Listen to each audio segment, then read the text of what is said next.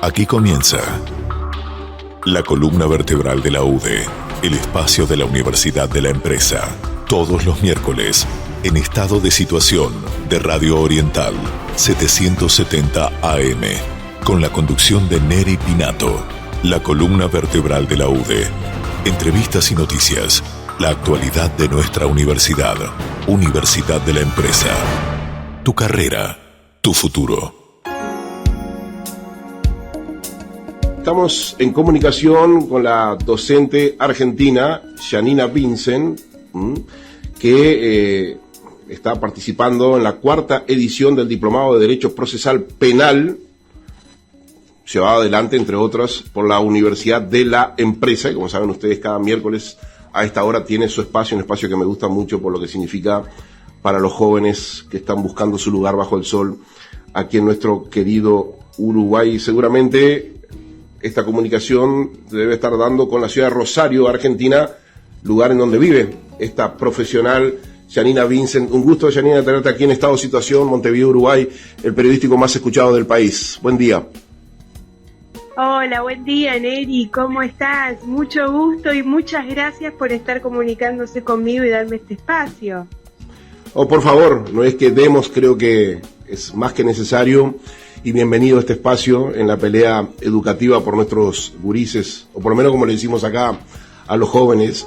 Janina, el hecho de que seas una docente reconocida y argentina que participa en este tipo de especializaciones del derecho acá en Uruguay, implica que el derecho cada vez está internacionalizándose más, porque siempre hay como una, digamos, como un mito, o por lo menos lo había antes en el Uruguay, que un muchacho o una muchacha quería estudiar abogacía, como se le llama acá en el país, decía, mirá que quedás encerrado en la frontera del Uruguay, porque si vas al exterior no te sirve. No sé si entendés la pregunta que te hago, Janina. Sí, mirá, sí, a ver, la práctica del derecho ha cambiado el paradigma, sobre todo la práctica del derecho penal. Sobre todo en Uruguay, ¿no es cierto? Y en Argentina, bueno, en Argentina también lo civil ahora está pasándose a la práctica del litigio. O sea, hay un cambio de paradigma importante. A lo mejor desde ese lugar sí podríamos decir que hay un denominador común que aparece o se transforma y que está presente en nuestros países de Latinoamérica, cosa que antes no estaba.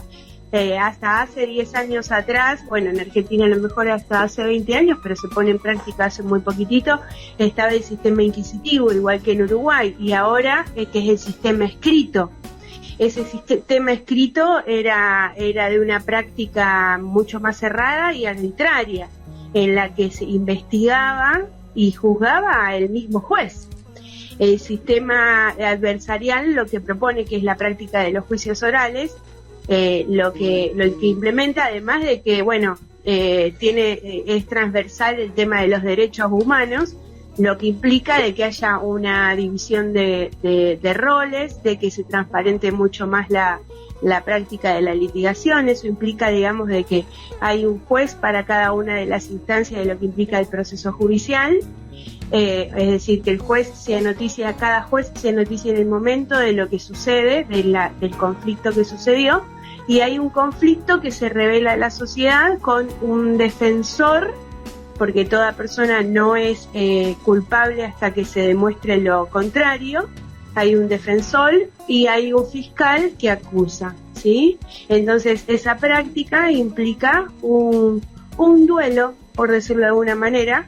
Y desde el punto de vista de mi práctica, porque yo no soy abogada, trabajo con los abogados desde hace 10 años, desde mi práctica es un duelo de versiones de una historia, de un conflicto. Sí, justamente hacia eso iba, Janina, perdonar la interrupción, porque en lo que me mandó Andrea, la secretaria administrativa de la UDE, datos sobre ti, dice, Neri, Janina es docente en la asignatura Entrenamiento en Retórica Escénica y Lenguaje Corporal para la Litigación. Es muy llamativo el título de la materia que vos das, porque uno diría, ¿qué rol cumple algo así en un tema como el derecho, no? Bien interesante eso, Janina. Claro. ¿Podrías explicar un poco más? Sí, claro que sí. Bueno, mi práctica origen o génesis surge del teatro. Yo soy actriz y soy docente en teatro, soy licenciada en artes escénicas, y cuando comienza todo el cambio del proceso penal aquí en la Argentina, se empiezan a establecer ciertos simulacros, y bueno, gente que me conoce, que bueno, es fiscal acá en Rosario, me convocan como actriz para estar presente, para participar de esos simulacros.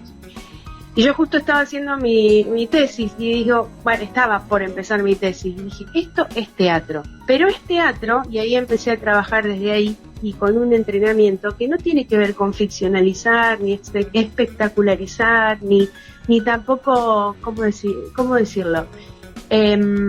Sobreactuar, ¿no? Porque no se trata de llevarlo a ese lugar de ficción, de espectacularidad al juicio, sino que es real, hay un cambio de paradigma.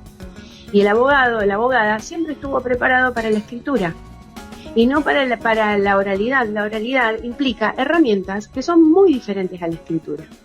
Y eso también es una parte esencial de los derechos humanos. Las personas que van a ser representadas en el litigio, y como es un conflicto que es público, que se muestra a la sociedad, es necesario que se manejen recursos retóricos, escénicos, que impliquen poder, que sea comprensible la práctica que se está llevando adelante y que le resulte más cómodo o menos incómodo a las partes que están implicadas en la causa.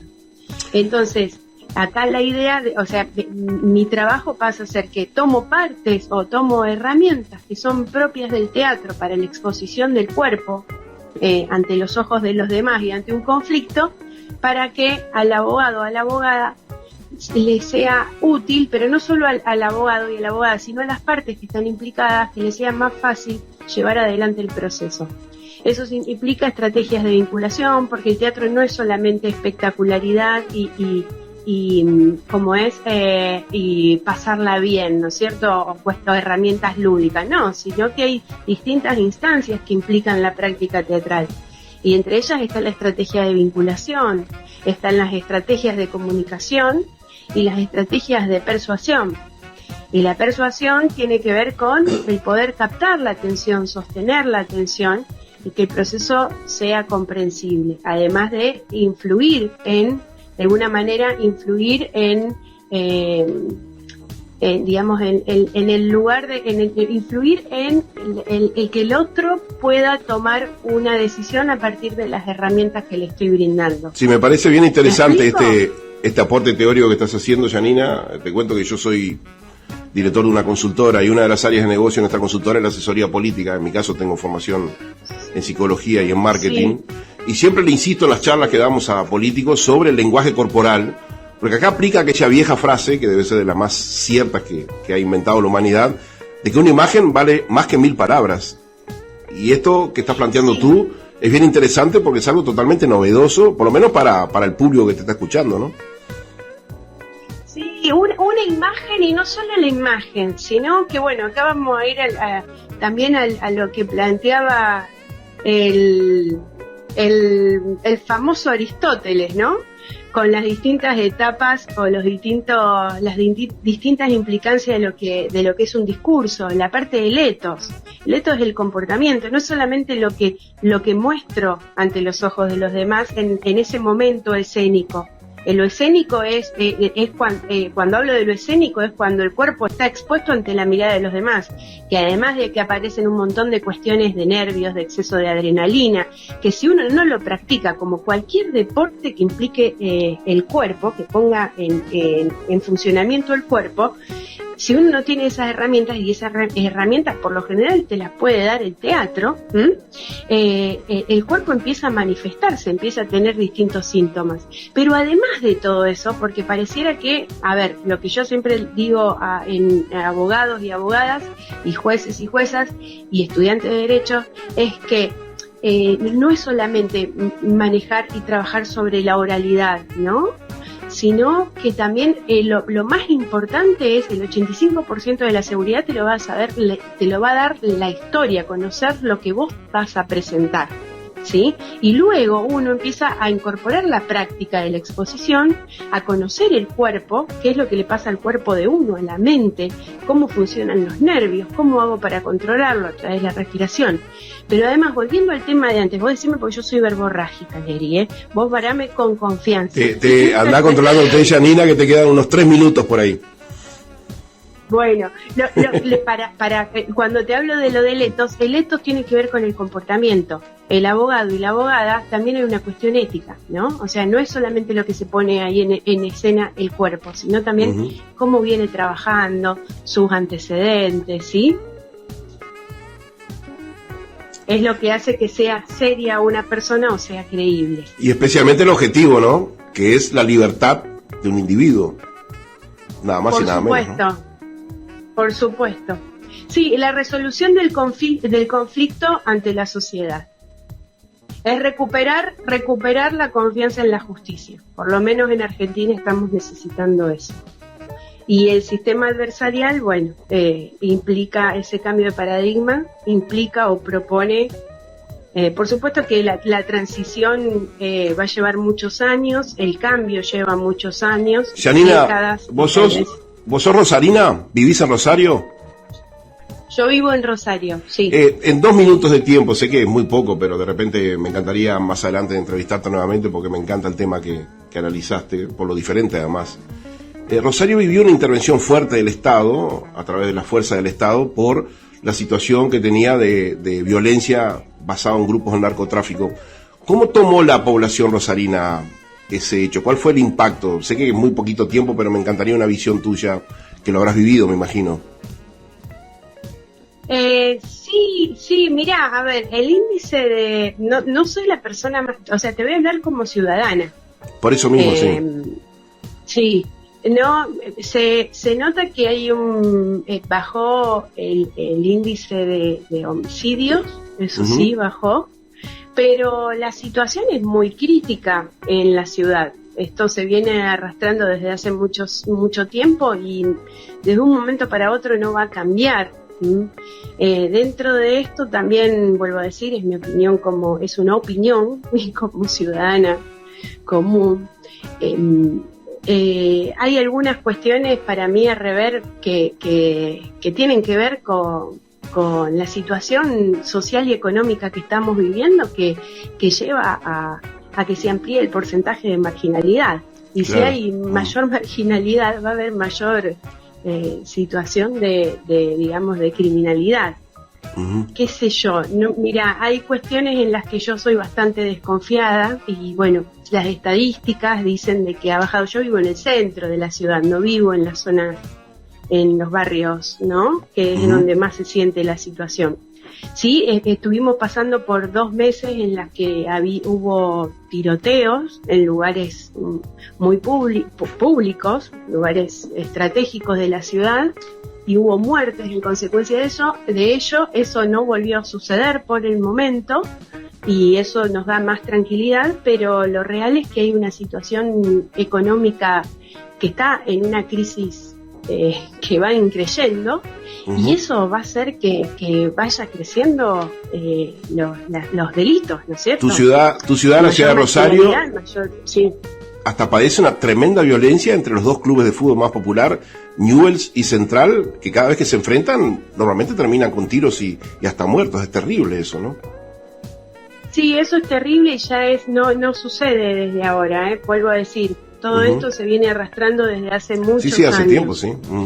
Y el fútbol siempre es un lugar, un nicho de un montón de intereses que van más allá de lo justamente, no van más allá de lo futbolístico, sino que está implicado lo político, bueno, en fin, un montón de cuestiones y negociaciones que están por fuera de la ley. Bueno, el Rosario tiene uno de las familias con más involucradas en lo que tiene que ver con el tema de los delitos, de las drogas, ¿no? Entonces es como muy difícil de erradicar de un momento para otro.